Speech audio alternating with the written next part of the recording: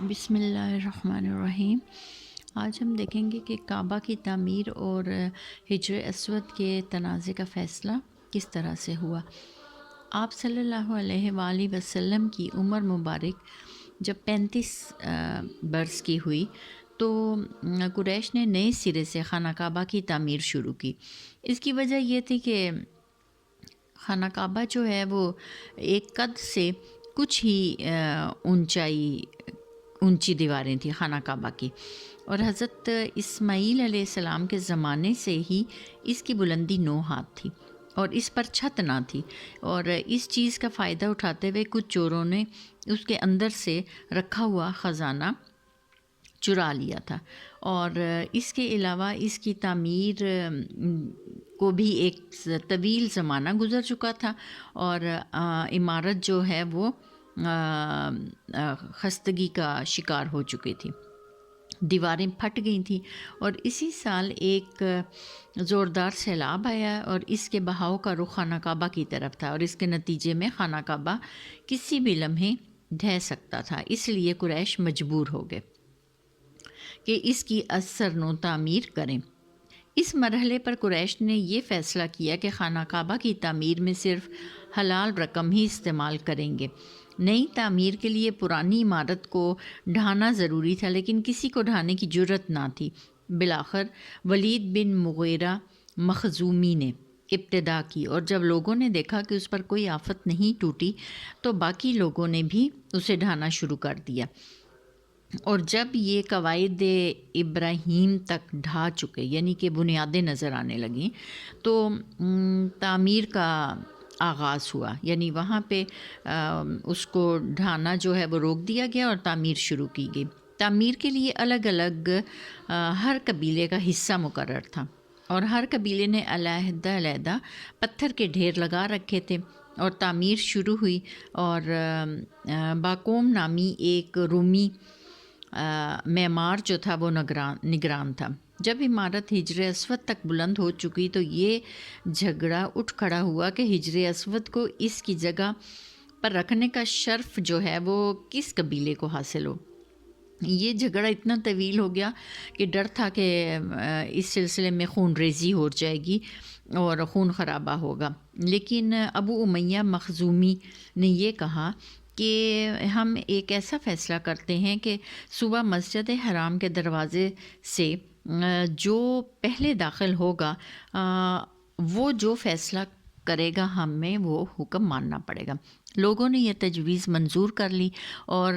اللہ کی مشیت کے اس کے بعد سب سے پہلے رسول پاک صلی اللہ علیہ وآلہ وسلم تشریف لائے۔ لوگوں نے آپ صلی اللہ علیہ وسلم کو دیکھا تو پکار اٹھے، حاذا امین رضینا حاذا محمد صلی اللہ علیہ وآلہ وسلم، یہ امین ہے، ہم ان سے راضی ہیں، یہ محمد صلی اللہ علیہ وآلہ وسلم۔ پھر جب آپ صلی اللہ علیہ وآلہ وسلم کو اس بارے میں بتایا گیا تو آپ صلی اللہ علیہ وسلم نے کہا کہ ایک چادر لائی جائے، اور سارے قبیلوں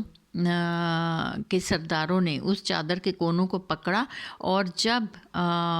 وہ مقررہ جگہ تک اسے اونچا کیا اس چادر کو، اور پھر رسول پاک صلی اللہ علیہ وسلم نے اپنے دستے مبارک سے حجر اسود کو اس کی مقررہ جگہ پر رکھ دیا گیا، اور اس پر ساری قوم راضی ہو گئی۔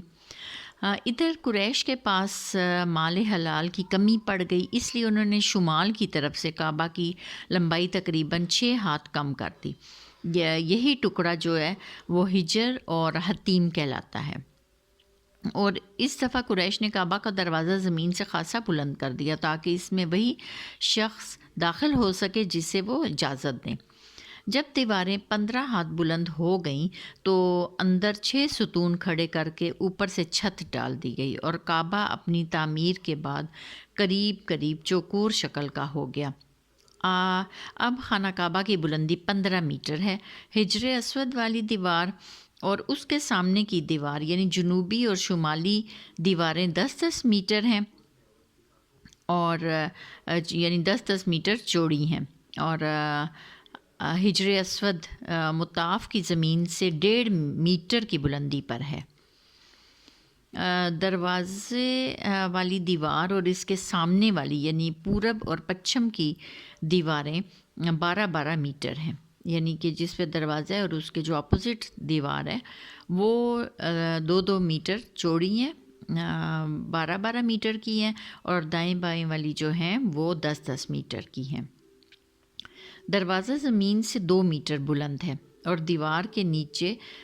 دیوار کے گرد نیچے ہر طرف یعنی چاروں طرف جو ہے وہ ایک بڑھی ہوئی کرسی نما ضلع کا گھیرا ہے، جس کی اوسط اونچائی 25 سینٹی میٹر تقریباً 25 سینٹی میٹر ہے، اور اوسط چوڑائی جو ہے وہ 30 سینٹی میٹر ہے، اور اسے شاذ رواں کہتے ہیں۔ یہ چاروں طرف جو ہے وہ موجود ہیں، اور یہ بھی دراصل بیت اللہ کا جز ہے، لیکن قریش نے اس سے بھی چھوڑ دیا تھا، اور اس کے ساتھ ہی جو ہے وہ بہت بڑے بڑے مضبوط کڑے لگائے گئے ہیں، جس کے اوپر جو ہے وہ غلاف کعبہ کو باندھ دیا جاتا ہے۔ تو اس طرح سے کعبہ کی تعمیر مکمل ہوئی اور حجر اسود کے تنازع کا فیصلہ بھی احسن طریقے سے ہو گیا۔ شکریہ۔